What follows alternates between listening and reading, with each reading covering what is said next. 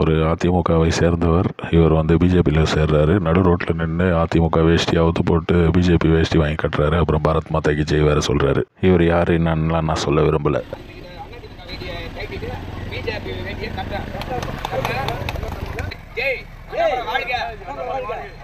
பாரத் மாதா கி, பாரத் மாதா கி.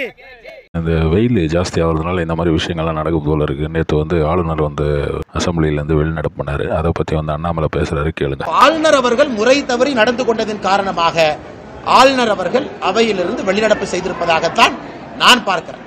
இன்னைக்கு ஆளுநர் மாத்தி பேசலாம், ஜனகணமன போட்டு அதுக்கு முன்னாடி போயிட்டாரு. ஆளுநர் அவர்களுக்கு எந்த பிசினஸும் கிடையாது. கவர்னர் சொல்வதை தவறு இருக்கா ரைட் இருக்கா அது சபையில் இருக்கக்கூடிய உறுப்பினர்கள் டிஸ்கஸ் பண்ணணும். அது அவை குறிப்பில் போகணுமா வேண்டாமா உறுப்பினர் டிஸ்கஸ் பண்ணிட்டோம். ஆளுநர் வந்து ஒரு நியூட்ரல் ஜட்ஜ். அவர் திமுகவுடைய உறுப்பினர் கிடையாது. ஆனா திமுகவுடைய உறுப்பினர் விட மோசமாக ஆளுநர் அவர்கள் நேற்று நடந்து கொண்டார்.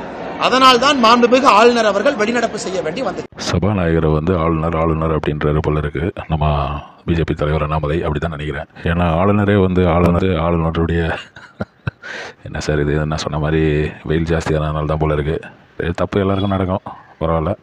ஆனால் அந்த வேஷ்டி வந்து ரோட்டில் அவுத்து போட்டு பிஜேபியில் சேர்ந்ததுன்றது வந்து கொஞ்சம் பொறுக்க முடியாத செயல் தான். அதை வந்து அவர் அங்கே நின்று பாரத் மாதாக்கு ஜெய் வேறு சொல்கிறாரு. என்னத்தை சொல்கிறது.